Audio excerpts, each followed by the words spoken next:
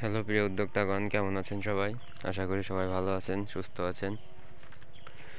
তো গত একটি ভিডিওতে আমি বলেছিলাম যে আমার এই 9 কাঠা জমিতে অর্থাৎ 18% জমিতে আমরা নতুন করে যে পেঁপে লাগিয়েছি সেই পেঁপেতে কী সার প্রয়োগ করব সেটার একটি ভিডিও তৈরি করব।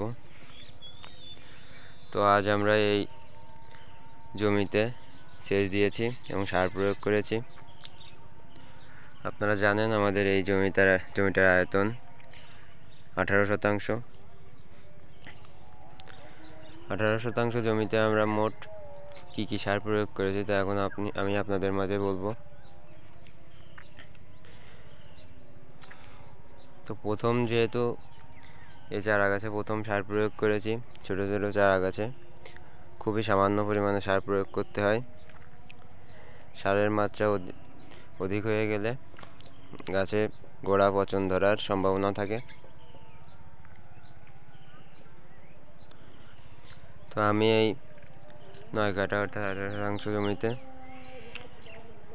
5 কেজি ইউরিয়া, 5 কেজি ফসফেট এবং 3 কেজি পটাশ সার ব্যবহার করেছি। খুবই সামান্য মাত্রায় এই সার প্রয়োগ করেছি, যেহেতু আমার চারা গাছের বয়স খুবই কম।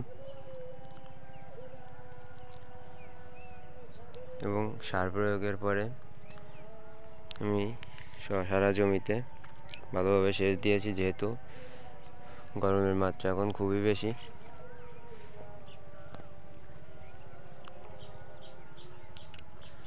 আপনারা দেখতে পাচ্ছেন এখানে 3টা ছোটো ছোটো চারা পেঁপে গাছ। এই পেঁপে গাছের গোল করে অর্থাৎ রিং পদ্ধতিতে আমি সার প্রয়োগ করেছি। জানি না আপনারা দেখতে পাচ্ছেন কিনা।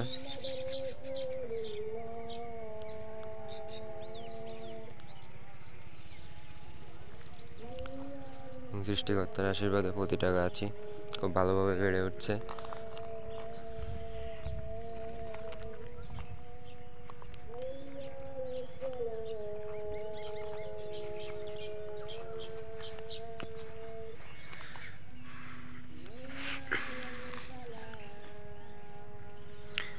তো এই যে 3টা চারা গাছ দেখছেন, এই চারা গাছের বয়স 1 মাস।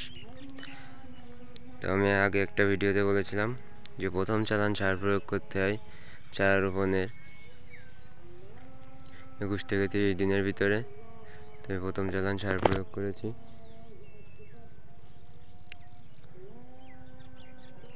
আজ আর নয়, সবাই ভালো থাকবেন, সুস্থ থাকবেন। সবাইকে ধন্যবাদ।